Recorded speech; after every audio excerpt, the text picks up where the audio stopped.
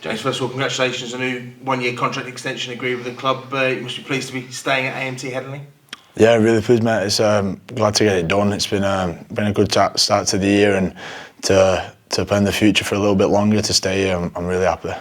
And nice to back up the 4-try haul on last weekend with the new contract as well. Yeah.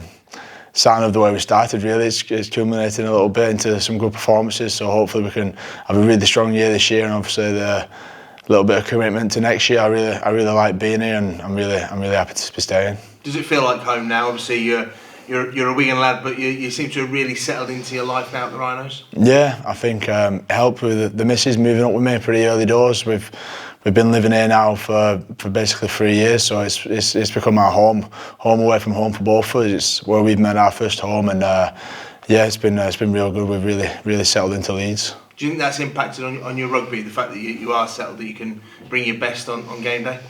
I think so, mate. I think when I left Wigan and came to Leeds, it was a bit of a time to grow up for me, and I think I matured quite a lot coming here, being on my own, away from the family and stuff. But I think it's showing in my rugby, the way I am on the pitch and stuff. I like to play like that. So yeah, it's good.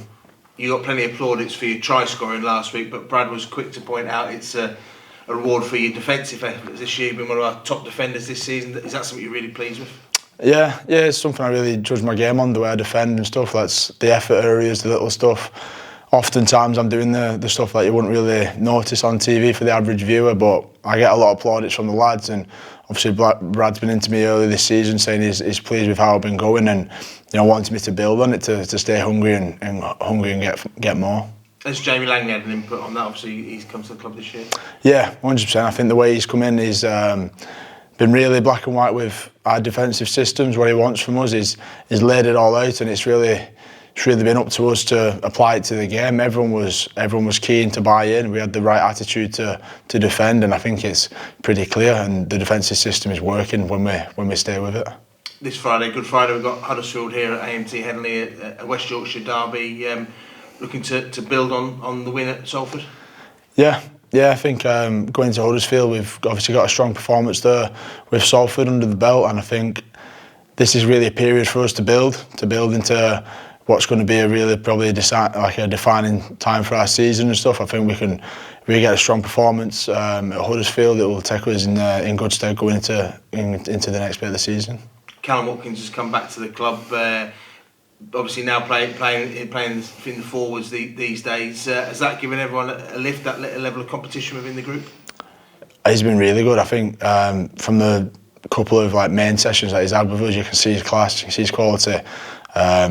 His system-wise, he's fitted in really quick. He's obviously got a smart head on his shoulders, and he's very experienced. So it's been really easy for him to slip in there. But yeah, he just adds a lot of experience. He adds a lot of class, and I think he can play in almost any position on the pitch. He's pretty silky with the ball playing too, and he's really physical. He's a physical threat. So he's just boosting the squad even more.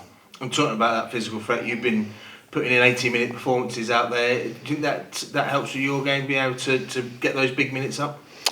Yeah, I think early doors in the year you challenge yourself to be playing them 80 minutes, especially as a back rower, and then once you get your game fitness and stuff, it's I want to be out there for 80. There's people who obviously get rested and stuff, but I'd like to stay out there as long as I can, because I feel like I build my game going through the 80 minutes. So yeah, it's been positive for me staying out there. Do you think that's what you've built up over the last 2 years, your ability to be able to play those big minutes?